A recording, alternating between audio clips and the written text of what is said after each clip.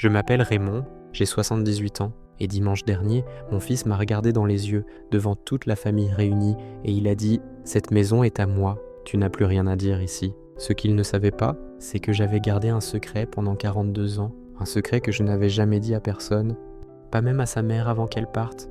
Et ce jour-là, devant ses frères, devant ses enfants, devant tout le monde, j'ai décidé de tout révéler. Mais avant de vous dire ce secret, il faut que vous compreniez quelque chose, il faut que vous sachiez ce que j'ai traversé pour en arriver là. Et surtout, il faut que vous sachiez qu'il y a deux vérités dans cette histoire. La première va vous surprendre, mais la deuxième va tout changer.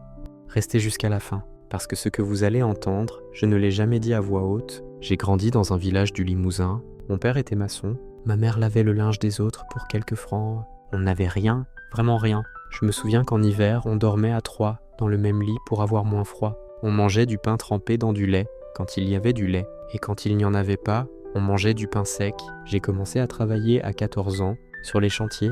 Je portais des seaux de ciment plus lourds que moi. Je rentrais le soir avec les mains en sang, et je recommençais le lendemain. J'ai fait mon service militaire. J'ai vu des choses que je ne raconterai jamais. J'ai perdu des amis. J'ai appris ce que c'était, la peur, la vraie peur, celle qui vous réveille la nuit pendant des années. Puis je suis revenu, j'ai rencontré Madeleine. Elle avait 20 ans, elle travaillait à la boulangerie du village. Elle avait un sourire qui effaçait tout, la fatigue, la douleur, les souvenirs. Quand elle souriait, le monde devenait plus léger. On s'est mariés en 1969. On n'avait rien, un petit appartement au-dessus d'un garage, un lit, une table, 2 chaises, c'est tout. Mais on était heureux, vraiment heureux, parce qu'on savait l'un l'autre. Madeleine voulait des enfants. Moi aussi, on en rêvait.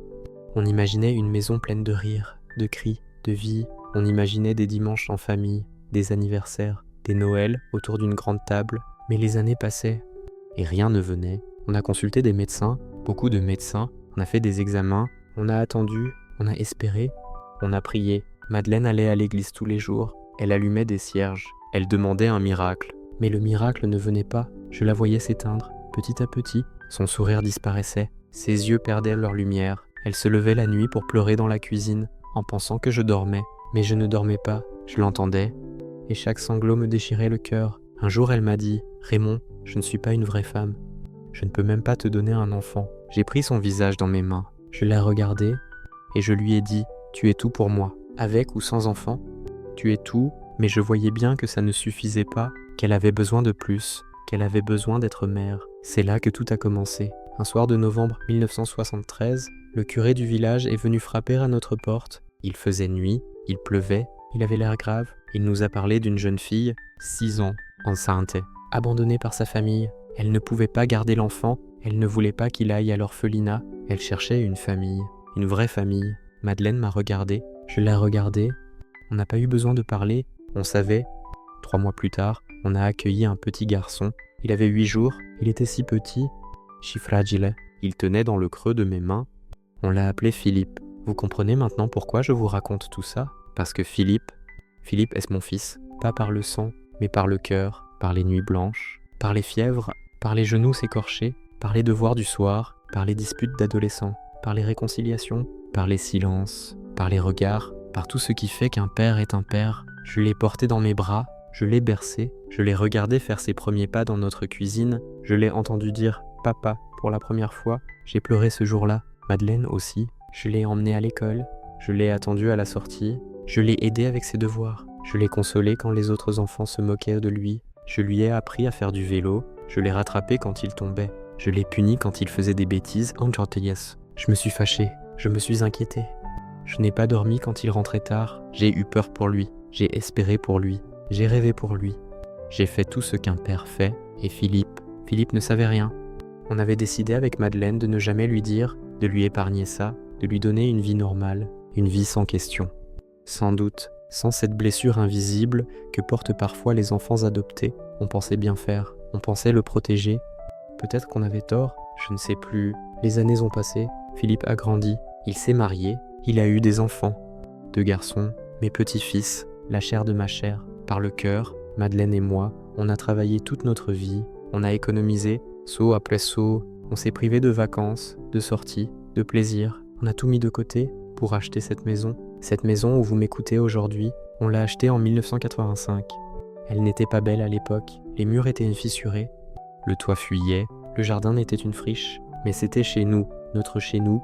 J'ai tout refait de mes mains, chaque mur, chaque fenêtre, chaque tuile. Pendant des années, j'ai travaillé le soir, le week-end, les jours fériés. J'ai mis mon dos, mes genoux, ma santé dans cette maison. Madeleine a fait le reste, les rideaux, les meubles, les fleurs. Elle a transformé ces murs froids en un foyer, un vrai foyer. On y a vécu heureux pendant plus de 30 ans. On y a fêté des anniversaires, des Noëls, des baptêmes. On y a accueilli nos petits-enfants, on y a ri, on y a pleuré, on y a vieilli ensemble. Puis Madeleine est partie, il y a 3 ans. Un cancer, foudroyant, 3 mois entre le diagnostic et la fin. Je me suis retrouvé seul dans cette grande maison, avec ses souvenirs, avec son absence, avec le silence. Après la mort de Madeleine, Philippe a changé. Au début, il venait me voir souvent. Il s'inquiétait pour moi, il m'appelait, il passait le dimanche. Puis les visites se sont espacées, les appels aussi. Il avait toujours une excuse. Le travail, les enfants, la fatigue, je comprenais, la vie est dure. On est tous occupés. Mais un jour, il est venu avec sa femme et ils m'ont parlé de la maison. Ils m'ont dit que c'était trop grand pour moi seul, que je devrais penser à l'avenir, que ce serait plus simple si je leur cédais la maison maintenant, de mon vivant. Pour éviter les frais de succession, ils ont dit, j'ai dit que j'allais y réfléchir. Ils sont revenus la semaine suivante, puis la suivante, puis encore la suivante, à chaque fois avec les mêmes arguments, à chaque fois un peu plus insistant, un peu plus pressant. Un dimanche, il y a 2 mois, Philippe est arrivé avec des papiers à signer, une donation. Il voulait que je lui donne la maison tout de suite. J'ai dit non, il s'est énervé. Il a dit que c'était normal, que c'était son héritage, que de toute façon la maison lui reviendrait, que je ne faisais que retarder l'inévitable. J'ai dit que tant que je vivais, c'était chez moi.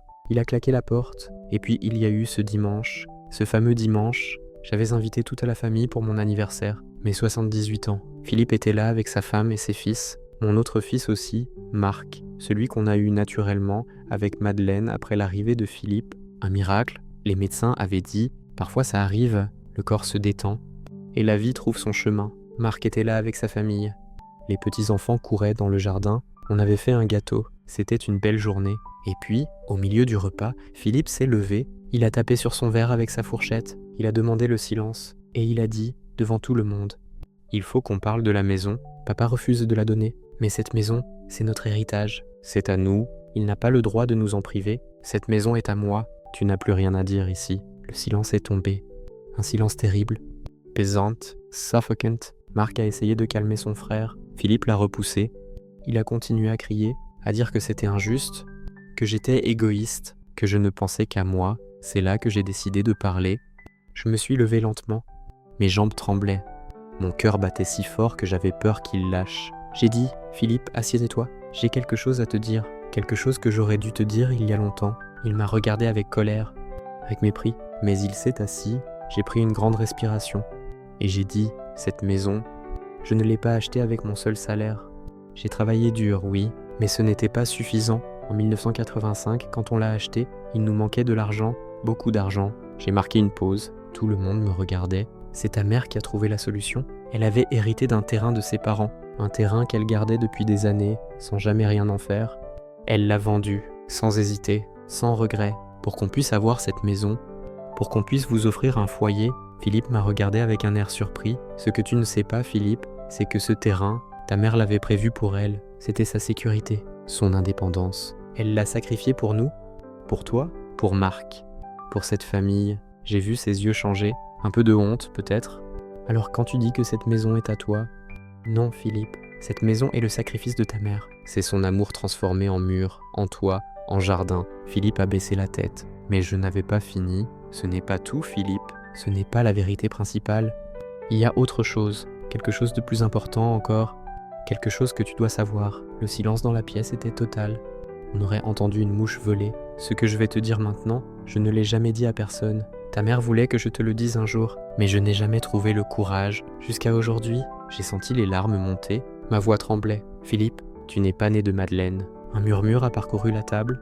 Philippe m'a regardé comme si je l'avais frappé. Tu es arrivé chez nous quand tu avais 8 jours. Une jeune fille les t'avait mis au monde. Elle ne pouvait pas te garder. Nous, on ne pouvait pas avoir d'enfants. Alors on t'a accueilli, on t'a aimé, on t'a élevé comme notre fils. Parce que tu es notre fils. Philippe a ouvert la bouche, mais aucun son n'est sorti. Pendant 42 ans, on a gardé ce secret. On pensait te protéger, on pensait bien faire. Peut-être qu'on avait tort, je ne sais pas. Mais ce que je sais, Philippe, c'est que chaque jour de ces 42 ans, je t'ai aimé comme mon fils, comme mon sang, comme ma chair. Les larmes coulaient sur mes joues, sur celles de Marc aussi, sur celles des petits-enfants qui ne comprenaient pas tout, mais sentaient la gravité du moment. Madeleine, ta mère, elle t'a aimé plus que sa propre vie. Elle a sacrifié son terrain pour toi. Elle a sacrifié son sommeil, sa santé, ses rêves pour toi. Elle t'a donné tout ce qu'elle avait, tout. Philippe pleurait. Pour la première fois depuis des années, je voyais mon fils pleurer. Et moi, Philippe, je t'ai donné cette maison. Pas celle de pierre et de bois, celle du cœur. Je t'ai donné mon temps, mon attention, ma présence. Chaque jour, pendant 42 ans, je me suis arrêté un instant pour reprendre mon souffle. Alors quand tu me demandes la maison, quand tu me dis qu'elle est à toi, je te réponds, elle l'a toujours été.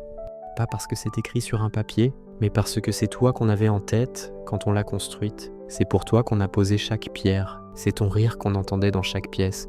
Philippe s'est levé, il a fait le tour de la table, il est venu vers moi et il m'a pris dans ses bras. Il m'a serré si fort que j'ai cru qu'il allait me briser et il a dit dans mon oreille, avec une voix brisée, « Pardon, papa, pardon, je ne savais pas, je ne comprenais pas. Pardon, on est resté comme ça longtemps, le père et le fils, le sang et le cœur, unis dans cette étreinte qui effaçait tout, les mots durs, les silences, les malentendus, les années perdues. Marc est venu nous rejoindre, puis les petits-enfants. On était tous là, serrés les uns contre les autres, dans cette maison qui avait vu naître tant d'histoires. Après ce dimanche, Philippe a changé, il vient me voir tous les jours maintenant. Il m'appelle le matin pour prendre des nouvelles, il m'emmène chez le médecin, il reste dîner le soir. On parle, on se raconte des souvenirs, on rit, on pleure parfois aussi. Il ne parle plus de la maison, plus jamais. L'autre jour, il m'a dit « Papa, j'ai compris quelque chose. La vraie maison, ce n'est pas celle qu'on possède, c'est celle qu'on habite avec le cœur. Et toi, tu as toujours été ma maison. » Madeleine avait une phrase qu'elle répétait souvent, une phrase toute simple. Elle disait « L'amour, ce n'est pas ce qu'on dit, c'est ce qu'on fait quand personne ne regarde. » Je crois qu'elle avait raison.